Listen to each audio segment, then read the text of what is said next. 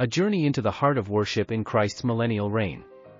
Greetings, fellow seekers of truth, and welcome back to our unfolding exploration of the Millennial Church, a vision of what lies ahead for those who long to understand the future of faith. I am Dr. Stephen A. Wylie, a pastor who has devoted my life to serving the Lord and His people. Now, I invite you to join me as we peer into the Scriptures, asking, what will worship look like when Christ reigns on earth? How will it shape our lives, our nations, and our souls? This fifth chapter, Specific Key Aspects of Worship During the Millennial Reign of Jesus Christ and His Church, is not just a study, it's a call to reflect, to imagine, and to prepare. Picture this, a world where the King of Kings sits on His throne in Jerusalem, His presence undeniable, His glory tangible. What would it mean for you to stand in such a time? How might it stir your heart to know that worship will no longer be a distant hope but a living reality? Imagine a world split between two peoples. The glorified saints of all ages, both those raptured with the church and those who gave their lives during the Great Tribulation and Battle of Armageddon, now resurrected and glorified. And the mortals, some destined for salvation, others teetering on refusal of salvation as the process of rebuilding the planet begins. What will worship mean in such a time? How will it draw these souls closer to God, or expose their hidden rebellion? Let's dive into this captivating vision together, and as we do, ask yourself, am I ready for what's coming? Where do you fit in this unfolding story? The Millennial Temple, a throne for the King, a gift for the mortals. Picture Jerusalem transformed, a majestic temple rising as the heartbeat of Christ's 1,000-year reign. Ezekiel chapters 40 through 48 unveils its grandeur, vast, intricate, alive with the glory of God Himself. The glory of the Lord filled the temple, Ezekiel writes, chapter 43 verse 5, a presence so vivid it's as if heaven touches earth.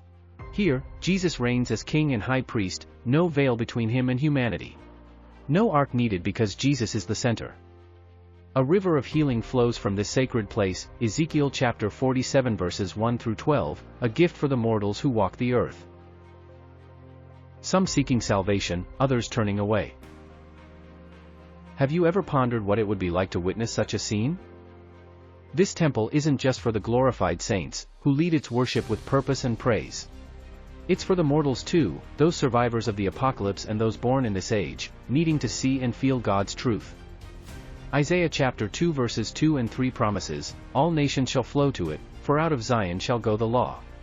The glorified saints, radiant in their eternal state, will guide these pilgrims, teaching them the ways of the King. But what does it mean for us now, knowing worship will bridge the divide between the immortal and the mortal? Worship beyond Jerusalem, a global call for the mortals. Now, widen your gaze. The temple may be the epicenter, but worship won't stop at Jerusalem's gates. Malachi chapter 1 verse 11 proclaims, in every place, incense shall be offered to my name, a promise that echoes across the earth. The glorified saints, reigning with Christ, will lead this global chorus, establishing local centers of worship for the mortals, some of whom will embrace salvation, others who will resist it. Isaiah chapter 19 verse 21 envisions Egypt offering sacrifices, a sign that every nation will have its place to seek God, guided by those already transformed. What does this reveal about God's desire for all people? The mortals, living their earthly lives, need this worship, it's their lifeline to understanding Christ's reign.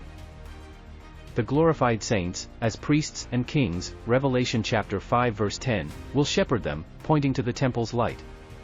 Can you imagine a world where every corner resounds with praise, yet some hearts still waver? Does that sound exciting to you? How does that challenge your own faith today?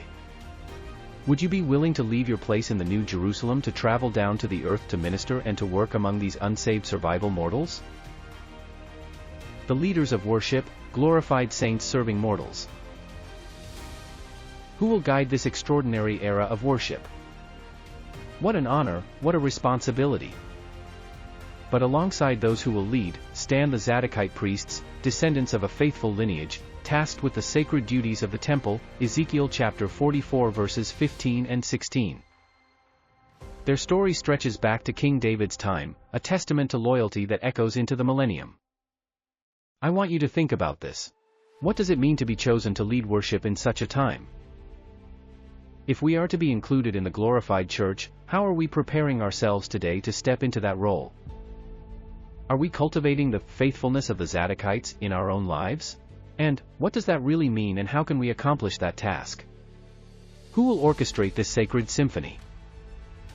The glorified saints, resurrected believers, transformed into priests and rulers, Revelation chapter 20 verse 6, will take the lead. Picture yourself among them, teaching mortals the songs of redemption, showing them the path to salvation. Alongside them, the Zadokite priests, faithful descendants of a storied lineage, Ezekiel chapter 44 verses 15 and 16, will serve in the temple, offering sacrifices not for atonement but for remembrance, a lesson for the mortals who never saw the cross. What would it mean to guide others to God when you've already crossed into eternity? The glorified saints don't need this worship for themselves, it's for the mortals, a bridge to grace. Some will receive it with open hearts, others will reject it, their choices rippling toward the end of this age. Are you preparing now to reflect the light for those who'll need it most? Have you ever considered what it might mean to be chosen to lead worship in such a time? The feasts and sacrifices, reminders for the mortals. The rhythm of worship deepens with feasts and offerings. Zechariah chapter 14 verse 16 through 19 decrees that all nations, meaning the mortals, must celebrate the Feast of Tabernacles in Jerusalem. Refusal brings drought, a stark consequence for those who defy the king. But why the temple sacrifices, when Christ's blood was enough? Ezekiel chapter 43 verses 18 through 27 describes offerings in the temple, led by the glorified saints and Zadokites, not to save, but to teach. Like communion today, these acts will remind mortals of the Lamb sacrifice, a truth some will embrace, others will scorn. We must remember that there will be generations born in the Millennium age that had never experienced the church age and will need to be taught about what it means to be free from sin. Does this move you? To think that even in Christ's kingdom, the mortals will need tangible signs of grace, how does that mirror your own journey? The glorified saints will stand as living testimonies, urging them toward salvation. What might it feel like to join this feast, knowing some around you only bow out of duty? A world divided, a worship united. As we linger here, consider what is at stake. Two peoples walk the earth, the glorified saints, eternal and unshakable, and the mortals, fragile and choosing.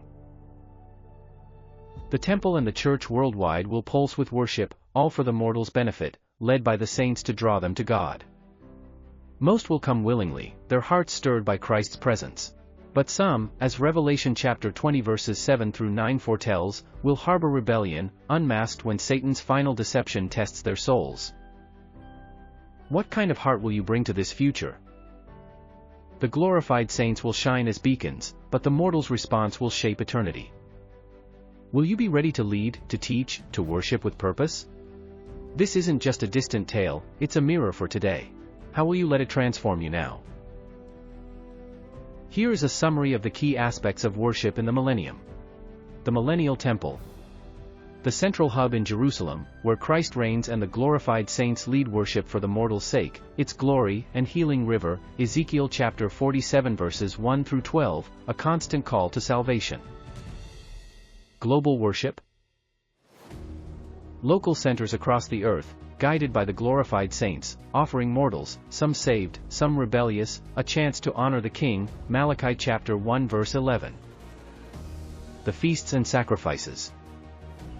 The Feast of Tabernacles, Zechariah chapter 14 verse 16, and memorial offerings, Ezekiel 43 verses 18 to 27, orchestrated by the saints, will be reminding mortals of Christ's work, though not all will truly heed. The leadership. Glorified saints as priests and kings, Revelation chapter 5 verse 10, alongside Zadokite priests in the temple, will be serving to guide mortals toward truth. The divide. Worship unites the world, but the mortals' hearts will be split, some embracing salvation, others rejecting it, their choices revealed in the end, Revelation chapter 20 verses 7 through 9. This is worship in the Millennium, a glorious, purposeful act, led by the Eternal for the sake of the temporal, beckoning all to the King. What will your response be? As we close this chapter, let's linger on the next steps for the bride of Christ, His church. Worship in the Millennium will be global, centered in Jerusalem, yet echoing in every nation. It will be structured, led by glorified saints and Zadokite priests, and steeped in memorials that keep Christ's sacrifice alive in every heart. But it's compulsory too. Nations that refuse will face consequences, Zechariah chapter 14 verse 17. And at the end, Satan's final rebellion, Revelation chapter 20 verses 7 through 9, will reveal those who worshipped in body but not in spirit and truth. So, let me ask you, what kind of worshiper will you be? Will you embrace this future with awe and readiness, or merely go through the motions? The Millennial Church isn't just a distant dream, it's a mirror reflecting who we are today. And it is much closer than you think. How will you let this vision shape your faith, your prayers, your life? Stay with us as this series unfolds. The next chapter promises to pull you deeper into this transformative journey as we will be examining the relationship between the glorified saints and the mortal humans. Until then, may the Lord richly bless you, and protect you, guide you, and prosper you, as you follow hard after Him. This is where it all starts. With your next steps. If this message has ministered to you, there are some things that you can do that would really help us out, and it won't take much of your time. Please give us a like, it forces the algorithms to let others know about this video. Would you please post a comment even if it is a short one? It means a lot to us and we read every one. Also, I know it's a lot to ask, but would you consider sharing this message with your friends? They will be blessed by the message as well. Subscribing means you won't miss any future updates or releases. If you would like to help support our churches and enable us to reach others, here are the details.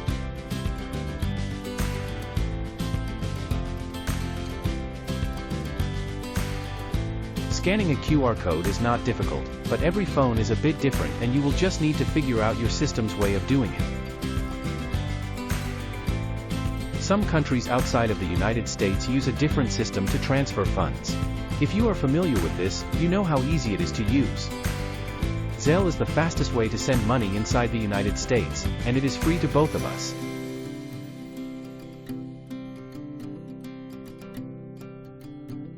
Thank you for your support. We'll be praying for you.